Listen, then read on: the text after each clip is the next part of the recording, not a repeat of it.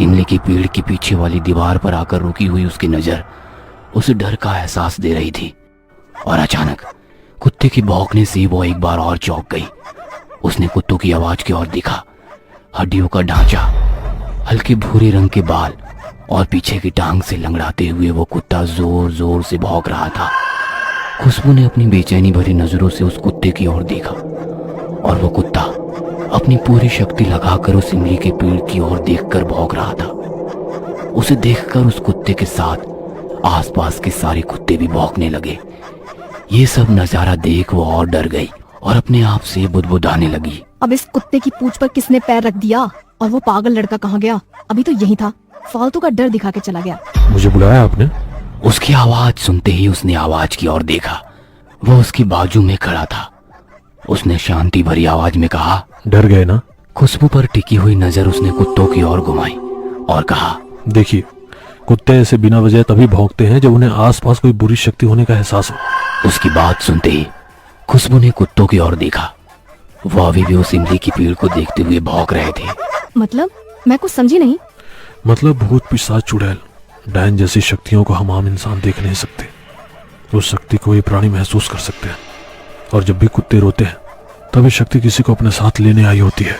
यानी तुम कहना क्या चाहते हो कि यहाँ भूत है? होगा भी। इस पेड़ पर या आपके बाजू में, या शायद आपकी गाड़ी के पीछे वाली सीट पे बैठा होगा। कहीं भी हो सकता है। पर किस लिए? उस शक्ति को कोई शिकार पसंद आए तो उस शिकार को अपने साथ ले जाने का पूरी तरह प्रयास करते हैं। शायद आप उस शक्ति को पसंद हो। खुशबू को बहुत गुस्सा आता है। What nonsense! कौन हो आप? और मैं सुन रही हूँ तो आप मुझे कुछ भी बोले जा रहे हो। और प्लीज आप ना मुझसे बात ही मत करो। खुशबू की बातों से ये पता चल रहा था कि वो पूरी तरह डरी हुई थी। अपना डर छुपाने के लिए उसने अपना फोन निकाला और मनीषा को फोन लगाने लगी। चल यार, स्टूपिड। सॉरी यार, ये दवाई दूसरी कोई भी जगह नहीं मिलती। तभी खुशबू ने गाड़ी स्टार्ट की और कहा, तुझे नहीं, उस लड़के को कहा जो इतनी देर से बकबक करके मुझे बोर कर रहा था। कुछ भी, कब से देख रही हूँ तुझे। तू तो अकेली खड़ी थी, कोई भी नहीं था तेरे आसपास। अरे उस इमली के पेड़ के नीचे खड़ा था, शायद तेरा ध्यान नहीं था। पर ऐसा कहते हैं कि इमली के पेड़ के नीचे बुरी शक्तियों का वास होता है। मतलब के भूत।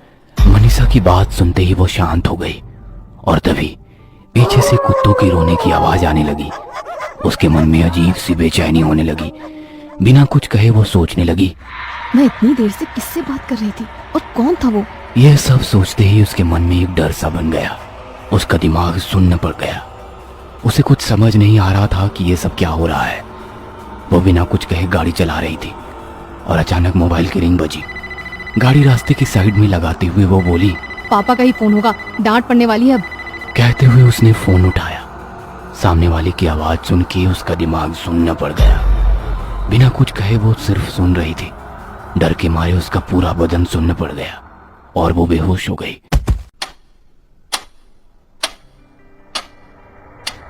दूसरे दिन रात 10 बजे। अजी सुनिए, खुशबू को होश आ गया है। आवाज सुनते ही डॉक्टर और उसके पापा दौड़ते हुए आ गए। बेटा अब कैसा लग रहा है? और कल रात क्या हुआ था, कुछ याद है? उसने आंखें खोली तो वो अस्पताल में थी। खुशबू अभी भी उस हादसे से उभरी नहीं थी। उसका सिर भारी हो गया था, पूरा बदन बुखार से तप रहा था। वो बिना कुछ कहे बेड पर पड़ी रही। मनीषा और खुशबू के घर वाले उसकी ओर चिंता से देख रहे थे और मनीषा सबको बताने लगी, रिसेप्शन से लौटते वक्त पापा की दवाई लेने के लिए हम उस मेडिकल के पास रुके। भीड़ होने के कारण थोड़ी देर हो गई। और मनीषा की बात सुनते ही खुशबू को रात को घटी पूरी घटना आंखों के सामने आ गई। मनीषा ने दवाई ली और गाड़ी पर घर की ओर निकले। आते समय एक कॉल आया। गाड़ी रास्ते के बाजू में रोककर कॉल उठाया। लगा कि पापा का कॉल होगा, पर फोन पे मनीषा गुस्से से चिल्ला रही थी, कहाँ है तू? मुझे मेडिकल में अकेला छोड़कर कहाँ चली गई तू? कितनी देर से तेरे लिए रुकी थी। आखिरकार मैं ऑटो से घर आ गई। 2 घंटे हो गए, तुझे सब ढूंढ रहे हैं और तू फोन क्यों नहीं उठा रही है? फोन पर मनीषा की बात सुन के मेरा दिमाग सुन पड़ गया। फिर गाड़ी पे पीछे कौन बैठा था? उसकी डरी हुई बेचैन नजर आजू बाजू घूम रही थी। उसने गाड़ी घुमाई और वापस इमली के पेड़ के पास आकर रुकी। पीछे मेडिकल बंद था और वो कुत्ते अब खुशबू को देखकर रोने लगे थे। पूरा शरीर अब कांप रहा था। तभी उसे वो लड़का याद आया। यही कहीं होगा वो। फिर उसे कुछ सुनाई दिया। शिकार पसंद आया। दिल की धड़कनें जैसे रुक सी गई। ना चाहते हुए उसने आवाज की और देखा तो वो लड़का वहीं दीवार के पास खड़ा था। खुशबू आंखें फाड़ फाड़ के उसे देख रही थी। खुशबू को देख के वो अजीब सा हंसने लगा और दूसरे ही पल वो उस दीवार के आर पार चला गया। यह देखकर उसे चक्कर सा आ गया और वो बेहोश हो गई। उसे सब याद था, पर वो बताती तो किसी और कैसे। बहुत रात हो गई। खुशबू की माँ उसके साथ अस्पताल में ही रुक गई। बाकी सब लोग घर चले गए। डॉक्टर की दी हुई दवाई खाकर खुशबू बेड पर लेट गई।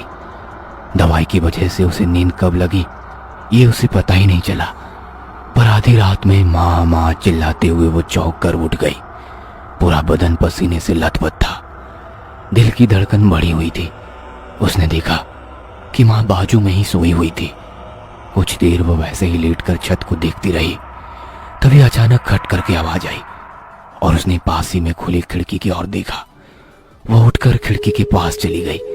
हल्की सी बरसात को देखते हुए उसकी नजर एक इमली के पेड़ के पास आकर रुक गई और उसका मन बेचैन हो गया। उसे मनीषा की कही हुई बात याद आ गई। ऐसा कहते हैं कि इमली के पेड़ के नीचे बुरी शक्तियों का वास होता है। और वो अपने विचारों में खो गई। सचमुच वो लड़का एक आत्मा होगा। और दूसरे ही पल उस पेड़ के नीचे वो लड़का खड़ा दिखा। वह उसे घूर रहा था। अब डर के मारे उसका पूरा बदन कांपने लगा और वो झट से बाजू में आ गई। ये मेरा भ्रम है कि सच? उसे फिर से देखने की हिम्मत ही नहीं हो रही थी, पर उसने हिम्मत की और झांक कर देखा तो वो लड़का वहां नहीं था। बाप रे, वो सचमुच वहां पे था या मुझे कोई भ्रम हुआ? उसकी धड़कनें तेज हो गई थी। गला सूख गया था। तभी उसकी नजर टेबल पर पड़े अखबार पर गई। एक युवक की एक्सीडेंट में मौत। पेपर हाथ में लेकर उसने गौर से देखा तो वह उसी की फोटो थी। उसकी धड़कन रुक सी गई और वो सुन्न सी हो गई।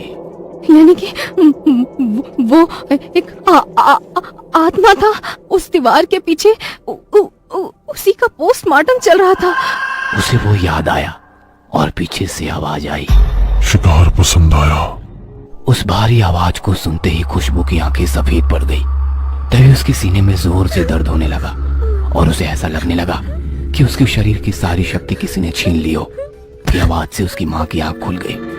उसने देखा कि खुशबू जमीन पर पड़ी हुई थी। अरे बेटा, क्या हुआ तुम्हें? माँ की आवाज सुनते ही नर्स वहां पर आ गई। डॉक्टर को बुलाओ कोई। नर्स दौड़ते हुए डॉक्टर को बुलाने गई। खुशबू ने हल्की सी गर्दन घुमाते हुए खिड़की की ओर देखा। उसकी नजर खिड़की पे आकर रुक गई। उसे कुत्तों की रोने की आवाज आ रही थी। उसे उसकी कही हुई बात याद आई। जब सारे कुत्ते एक साथ रोते हैं तभी वो शक्ति किसी को अपने साथ ले जाने आई होती है, अपने शिकार को।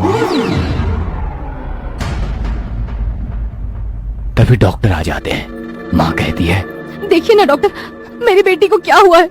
आप बाहर रुकिए, मैं देखता हूँ। नर्स सबको बाहर निकाल के दरवाजा बंद करती है। वार्ड बॉय खुशबू को उठाकर बेड पर रखते हैं। डॉक्टर उसकी जांच करना शुरू करते हैं। ऑक्सीजन लगाते हैं।